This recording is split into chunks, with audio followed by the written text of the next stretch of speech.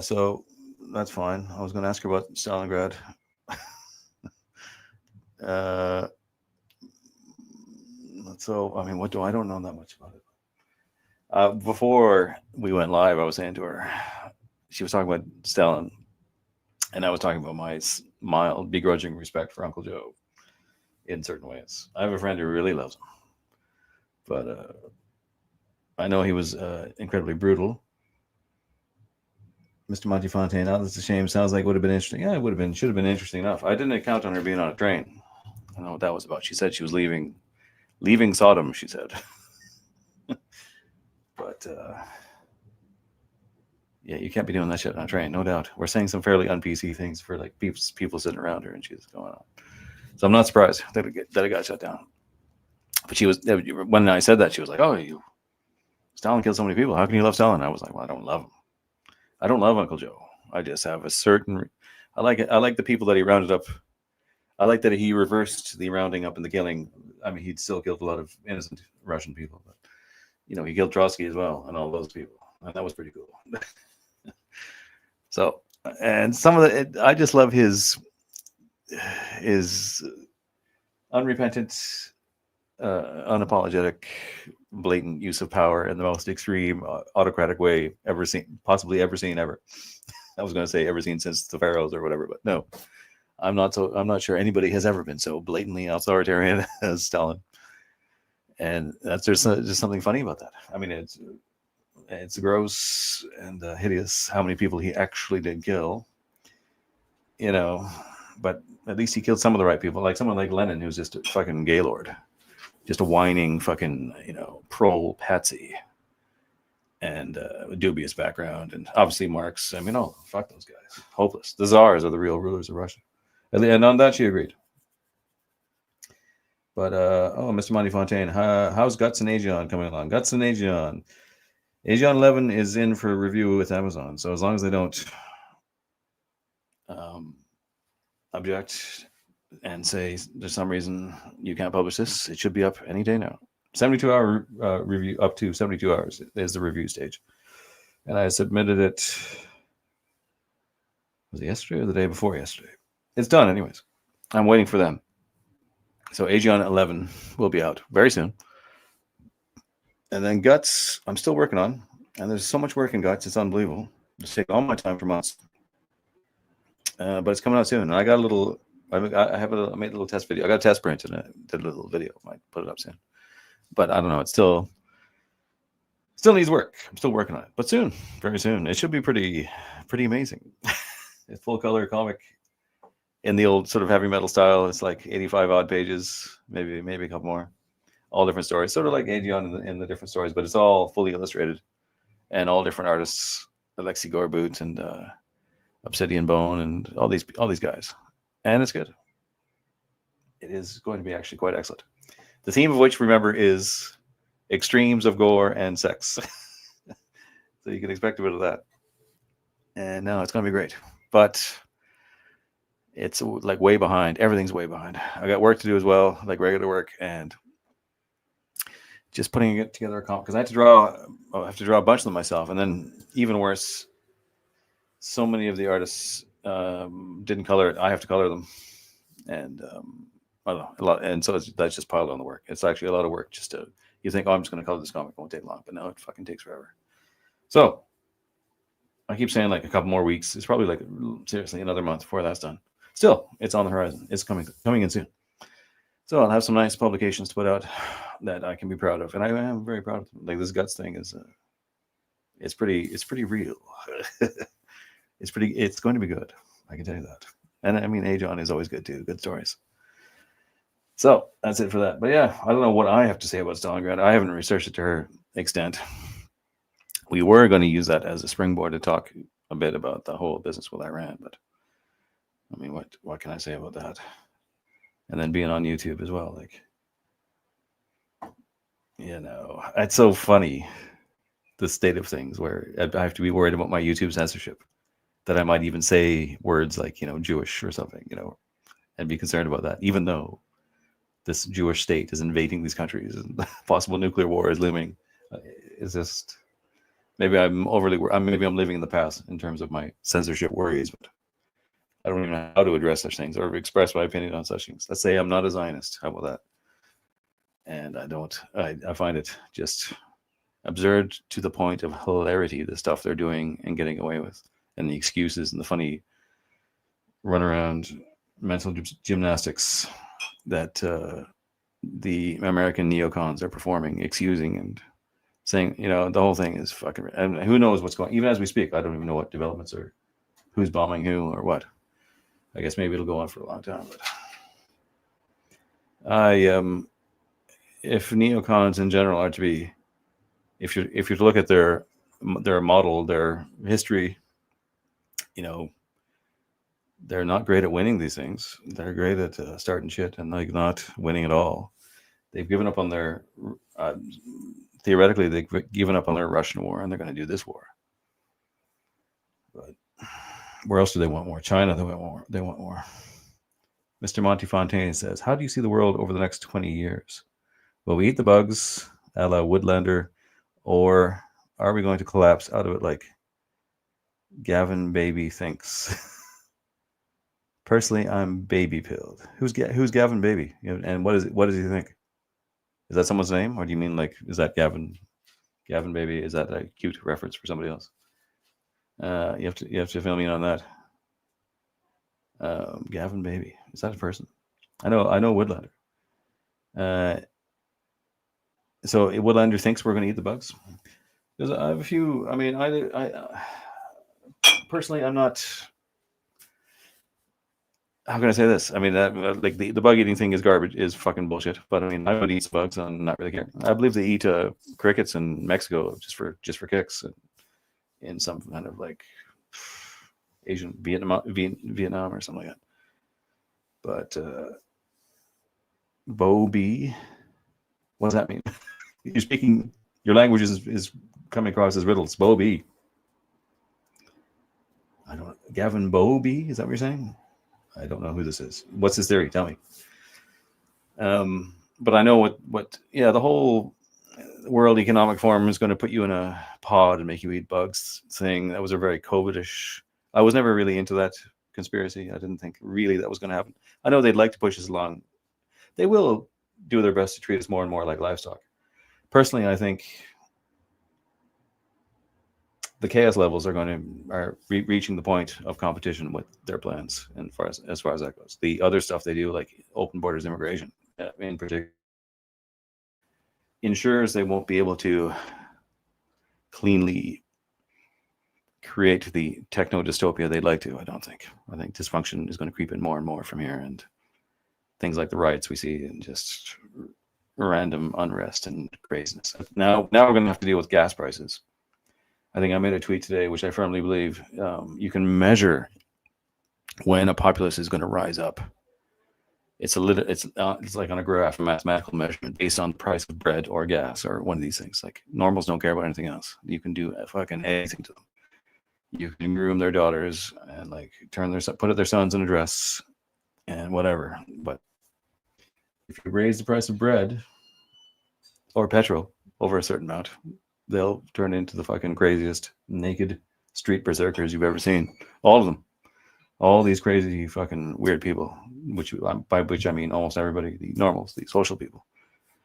And so we're looking possibly at a bit of gas price rising. So yeah, so I've never really seen the that WEF theory. Is it WEF? Is that the one where they think they're going to make everybody eat bugs and consolidate humanity into this further livestock stage? I do believe they're going to continue livestocking us as much as they can, but I think chaos is, I've always thought, because of their certain parts of their belief, if they hadn't done the open borders thing, maybe they could have just totally castrated all the white people in their Western countries, totally cowed them, feminized them, made them the perfect consumer, and potted them and bug fed them.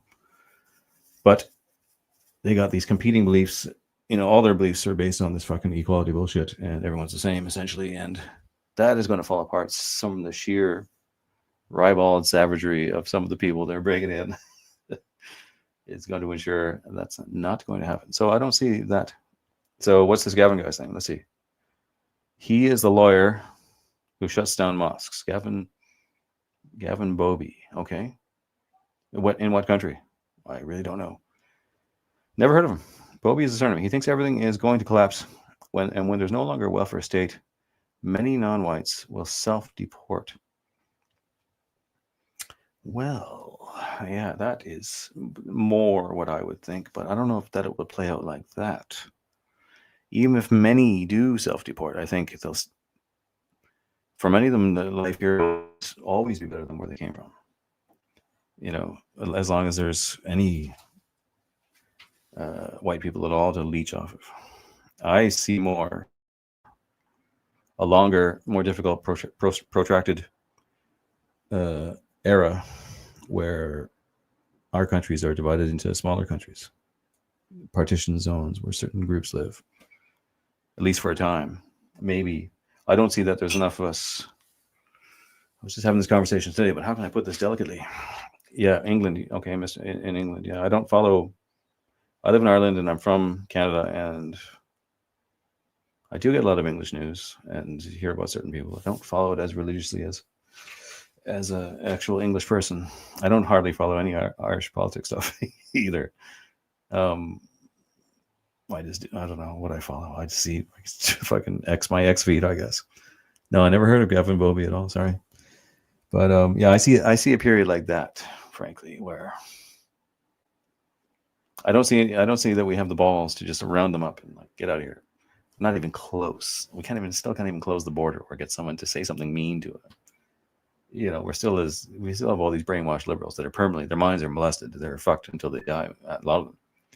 Many of the normals who have ingested the equality message will never have the balls to defend themselves. They're as good as gone. But it's not to say it won't happen. What you need to do to defend your country or create your space. But I can see a period of time where things get partitioned. And it'll be serious chaos. Yeah, there'll be no. I mean, you want to talk about there won't be time for welfare states at some point. Anyway, I don't know what point it'll reach that. Sometimes I think it's going to be sooner than others, especially with things like gas prices going up, as they are very likely to do now with this war with Iran. I could see that triggering some very messy things indeed. So, Mr. Montefontaine says, yeah, that's what he thinks. People will self-segregate by racial ethnic lines, then whites will reassert as Browns will be living in hellish conditions. Yes, but nothing ever happens so cleanly and perfectly, especially now. And especially, we still have to measure how much power we have at that point. We're still going to be dealing with liberals and feminists and people with deluded beliefs, even at that stage. Really, until I don't know, for a long time. Unless it's going to take a level, from what I can see, these brainwashed normals, it's going to take a level of disaster and pain to wake them up that is fairly extreme, and even then it won't wake some of them up. So maybe we can get a hold of them and get things working as they should. Maybe, but there's every evidence that things will just be in a kind of messy progression of I can't see anything happening smoothly with a perfect answer. There's going to be some of those people are going to be lingering around here for a long, long time here and there. That's why the whole immigration thing was so crazy to begin with. The can of worms it opens, the potential is so insane and so long-lasting implication for anybody who's thought about it for more than 1 minute and realizes where we have to take it right to the limit of the test of gratingly not getting along and having being attacked and assaulted and raped by them, to the point of enough people realizing, wait a minute, we're not all getting along here to do anything about it at all, let alone getting them all up on a boat, getting on your jackboots and marching them down to the boat on the wharf. I don't see that happening anytime soon. They still can't even figure out which bathrooms to use. So definitely, yeah. So Woodlander, I missed this Bobby guy's never in my chat. Woodlander is. So what does Woodlander think? He thinks we're all going to be, that the system will stay in place and everybody, including the immigrants, are going to be livestocked into pod life with bugs. Is that what he thinks? You must tell me. But well, someone else said something about the war at the moment. If anything's going on, do tell me. Yeah, I'll stay on here for a little bit longer. Some Iranian missiles have hit Tel Aviv tonight, allegedly. Some. Okay, well. I mean, it's very odd to not be able to take your own side in these things. To be, yeah, the Russia war was even more acute. It was like, okay, I can't be on the side of the people, these Zelensky and these leaders of my own country. You know, because they started the war. They're continuing the war for nefarious reasons. And they are genociding us. So, you know, it's so funny to not be on your own side in that regard, but that's the only thing that makes sense. We can only hope until there's a remotest scrap of sense. And that's the thing about Trump that's so difficult, is that to so many, he represents, a change, some hopeful change in the system or what's going on. But even now with this Iran thing, you can just see he's totally, he's not 100% bought and sold, let's say. There always is a certain hope with him, only in that, and not for the reason people think. Not that underneath it all he has the right or great idea. Maybe he does deep down. I don't know, but the hope with him lies in his crazy ego. That anybody, Netanyahu or anybody, even people that have him like on a leash completely, that if they piss off his ego in some silly way, he could absolutely turn on them out of the blue, and it's like, there's always hope for him in that regard. I think his ego is so much that he could potentially do individualistic decisions that were positive. Maybe deep down he knows what would be the best to do. I don't know. I'm not sure. He seems to be bought and sold overall, and so I don't think any of that's actually going to happen. But there's always a remote chance, let's say, because of his ego, because of his weaknesses, not his strengths. But I'm sure he does some good things here and there. But you can see with this business, well, even here, I guess you can at least say, well, he didn't outright join the attack and the war. He's supplying it all, and it's all very sneaky. He's still pretty much involved in it, tits deep in it. So that's what my overall point is. That's what's disappointing about having someone like him, because it's like, just creates this illusion that there's hope where there's not. Where we need to reach we need to, like an alcoholic, need a bit of a more of a rock bottom stage to really wake people up. But it's coming. I can feel that it's coming. Yeah. Monty Fontaine says, yes, the WF will implement digital currency, and they will have total control. I don't think they're intellectually capable of it. It will go down in the pan, like the Soviet Union. We're in something other than, that cannot be compared to any other point in history, I don't think. Certainly not the Soviet Union. I'm not sure.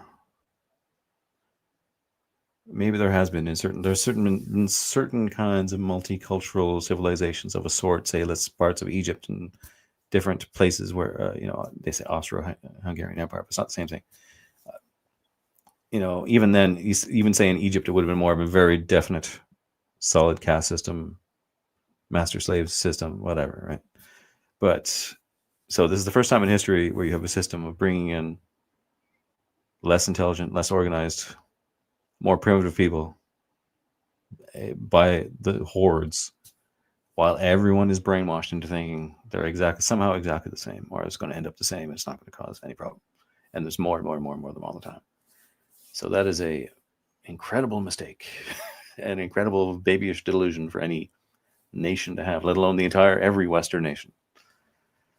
And there's no way either to stop it, apparently,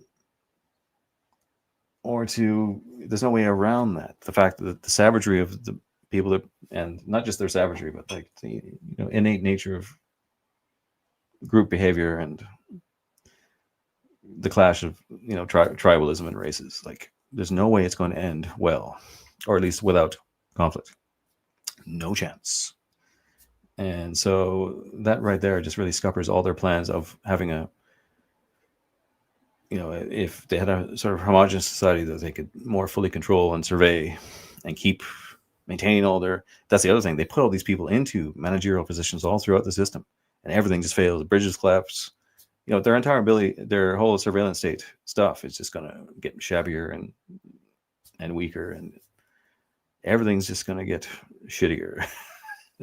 So in that shabby shittiness, there's always a chance to survive, at least. And that they're not, so I really I can't see them having that. As you say, being capable of maintaining a total control. So you might say things are looking up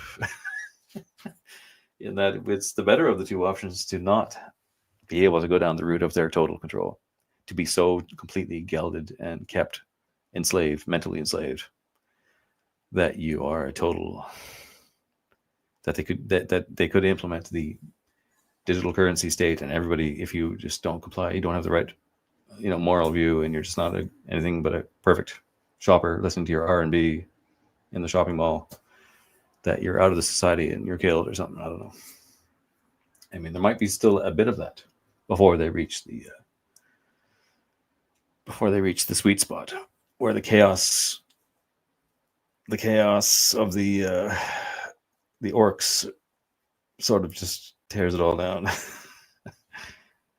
But yeah, that's my view on that. So the war is pretty funny.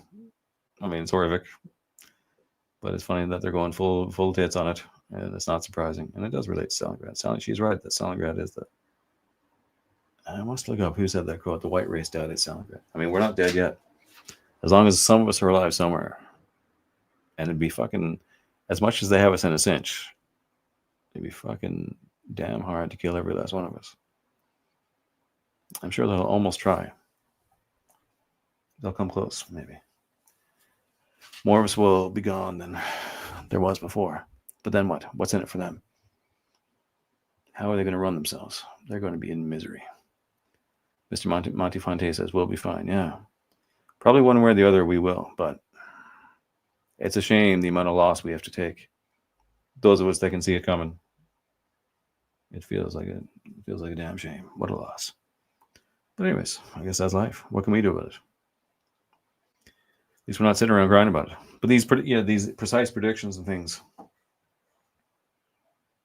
I'm definitely on whoever this guy Bobe is. I guess I'd be more like him. What are some other funny ideas I have about this? I had some very specific ideas. But it's going to be like, with normals, it's like the easy route out of everything. I really sincerely wish I could have a psychological study of normal people. I do think they're more damaged and crazy than is understood, like in terms of like the literature academically and popular psychology, and what it is now compared to what it used to be, like morally and otherwise. Like, since so many things have been taken from them, all the framework, their religious morality and their sense of identity, and all you're left with is this kind of, I always think of it in relation to psychopaths and serial killers, because whenever I hear about their stories, it's funny little things about them that's very confusing. Like, how can you always think of the psychology of a serial killer. It starts randomly. So many of them randomly kill innocent people because they want to feel a power, because they themselves have been the victim of trauma and feeling bullied and having no power. They instead of doing something against the aggressor like a hero would of old, because they have no proper moral framework or something, some fucked up stupid thing about them, they take it out on some other innocent person, and they become the uncontrollable tyrant power. So they kill innocent people just because of a feeling, like an emotional feeling, like women, like these guys. And they're, it's such weak character, such weak morality. At least they can at least attack the aggressor that made you feel weak, instead of taking it out on another weak person. But so many of them are like that. And I think that is very common in normal people, to be like that. In that way, normals they won't go against what the mainstream news tells them, or their apparent, anybody who's too difficult to talk back to, and they'll just turn around and take it out on someone behind them who's weaker. I just think that's a very horrifically bad human trait that used to be, I think a lot of the entire purpose of heroic myth and maybe a lot of religion is to defeat that and teach them that, no, you either suck it up or you attack the mighty aggressor that is bullying and tormenting you, and you die if you have to. But you don't just turn around and do the same fucking injustice on somebody else. I just think that is in modern normals, that's a very prevalent thing where they can't compute, they can't even think of fighting back against what they should, and they just get confused and just have an emotional reaction, and whatever. So Monty Fontaine says, do you think normals are good when we have benevolent leaders? Yeah, it's all about, well, they can be. They're just that whole thing where they're miswired and their programming is so fucked up. It's just because not only have their leaders been taken from them, their identity has been taken from them, so they don't know where they are, and they're not smart enough, obviously, to cop on as the source of the problems for them. They just, again, react emotionally and like little babies, and some I don't know why. I mean, to me, their behavior is a great mystery, but they do it. And it has to be accepted. This is how they are for whatever reason. But I think good, they can be good only in the sense that you have to have a system that trains them to be as good as they can be. Let's say invariably they will still, a lot of them, take the selfish route or the silly emotional route out of things. But if you train them from birth to be moral in certain ways, to be heroic, self-sacrificing, all these proper Aryan traits, let's say. I'm using very bold words tonight, so I apologize. It is much better for them. And then, obviously, percentage-wise, much more of them will behave that way. Just maybe if only because they've been told to. But maybe, I don't know what it is. If how you learn to be that way. I don't know. The world's so different now. I'm getting old. I mean, I wasn't raised to be that way. It's not a mystery to me. I don't know. But yeah, they're good overall as long as they have a proper leader. That's what they need, though, is leadership. And they're fucking hopeless without it. And their leadership now is the mainstream media and certain politicians. And they have very few options, even with the internet.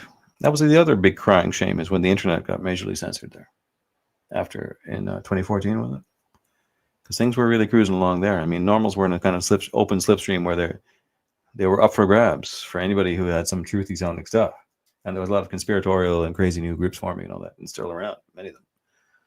But that was good in a way. That was the closest thing to a free market of ideas anyone's ever had. I don't know, they cracked down on that. Certain things became unallowed, and it's still kind of that way, very much that way. Then they'd like to get more control of it. They don't really have it, though. I don't know how they're going to go from here with their crazy anti-Semitism laws as they're invading countries. And I just love the self-whining as they invade Iran. They're like, we have to do this, and they're literally crying about themselves because we've got to protect ourselves. And I don't know, it's so blatant. And it's mostly these sort of half-baked conservative Christian Zionist people and people like this that are falling for it. I don't know what the fuck those people are. They're fucking idiots. The internet was awesome in the late 90s. Sucked once social media came along. Yeah, but even early social media was pretty good. Even now, it's okay in some ways. Some of it, at least you can still connect with people and I don't know, have a good laugh. It still seems pretty addictive. Not as good as it was, though, when you can just randomly come across something, get recommended something pretty wacky from some algorithm.